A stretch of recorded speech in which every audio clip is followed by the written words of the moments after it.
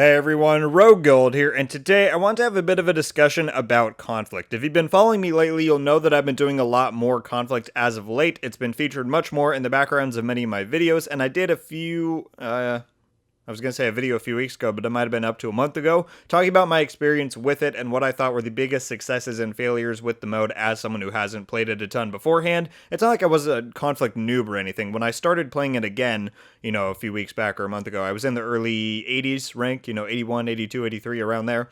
But I've just recently reached rank 100, finally, more than 2 years after the game and the mode released, and while I have gotten a renewed enjoyment and appreciation for it, my reaching of rank 100 has really revealed to me what I believe to be the ultimate betrayal that conflict commits. In my other conflict video, I gave several reasons as to why myself and others find parts of the mode lackluster, but I didn't cover this specific point very much. It's an aspect to the mode that I had always recognized, but like I said, I don't think I came to the realization that this is the ultimate betrayal that conflict commits to the Division PvP experience until I reached rank 100. Now, maybe some of you have already concluded this, maybe you did 2 years ago when the game released, but I just wanted to come on here and share my thoughts about it, so certainly let me know your own down below. But let me cut to the chase. What is this betrayal I'm speaking of? Well, that would be how conflict fully betrays one of Division PvP's core aspects, core pillars, core hallmarks, whatever you want to call it, that being the plethora of information and SAW, or situational awareness, that the game offers you. Let me explain. Think about how the Division 1 or 2's DZ operates.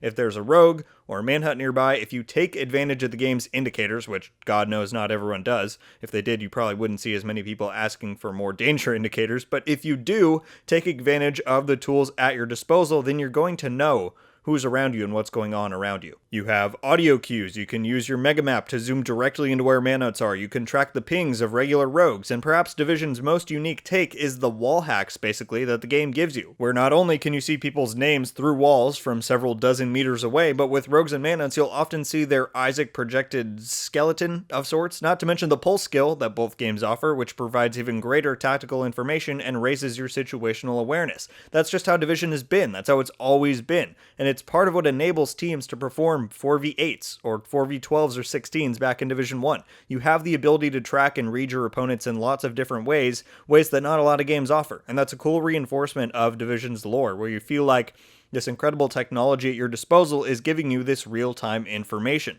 So that's all good, and I've always enjoyed that unique layer that Division offers to its experience. But what does conflict do?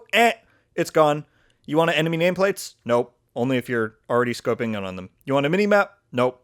You want to use your pulse skill to try and make up for these missing features? Too bad. It has 3, 4, 5 times longer a cooldown in conflict than in the normal part of the game and in the DZ. And I don't know why it took me until rank 100 to attribute this, but this fundamental change to how Division PvP plays and functions is truly the biggest betrayal that the mode commits. Does the spawn system suck? Yes. Does 4v4 feel limited in scope? Yes. Does conflict continue the same poorer trends and gameplay opportunities that the broader Division 2 experience offers? Yes, but nothing stings quite as bad than realizing just how crippling the SAW reductions in conflict are. Because when you start to think about it, who is it benefiting? Division's constant relaying of positioning information is part of what makes Division 1 and 2 so fun, because it practically eliminates camping. Sure, you can still camp certain tactical positions, it doesn't take away your ability to sit in one spot and defend it, but your enemies know where you are. Whereas in the past weeks of me playing conflict, I can't tell you how many times I've wiped a team and then hid my agent in some cover near their spawn, let them pass by me, and then wipe them again from behind, because they had no chance to realize I was even there. Absolutely zero clues or tools that they could have used to figure that out, unless one of them was running a pulse, but like I said, that gives you a 2-minute cooldown in conflict for whatever reason. And if I'm being completely honest, I can't tell you why this information reduction was implemented to conflict. If I'm being completely objective, I can usually come up with an explanation for why they did many of the things they did in the Division 2. That doesn't mean I agree with nearly any of them, but I can understand the intention, right? But with this, I have zero clue. It doesn't aid fun gameplay. It lets people hide and sneak you with skills or other cheesy methods. It doesn't aid fairness for the same reasons I just said. Maybe you could say it aids the tactical feel of the game because you're supposed to play extremely slow and methodical, but then why do you include talents like Adrenaline Rush or Intimidate in the game? Or for year 1 examples, Clutch and Berserk.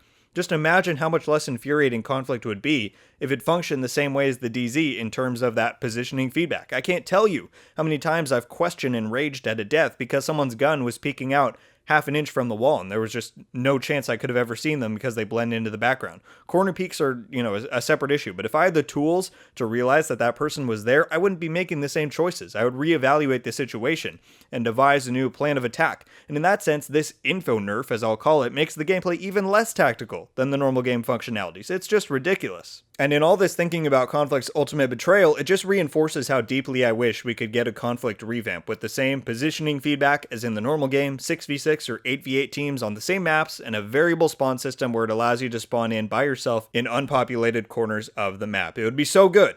So good. But alas, those days may sadly never come. Thank you all so much for watching. Leave a like if you enjoyed this video, and be sure to subscribe with notifications on so you can be updated every time I upload. Let me know your thoughts on my assessment of Conflict's Ultimate Betrayal. Do you agree that the nerfs to positioning feedback is a true backstab to the Division's core ideals, or maybe you see another aspect of Conflict as the biggest offense to the core game? Certainly let me know what you're thinking about that down below. I'm curious to gauge my hardcore Conflict audience's thoughts on all of this. But yeah, everyone, I think that's going to do it for this one. Once again, thank you all so much for watching. I hope you have a wonderful day, and until the next one, guys, RogueGold out.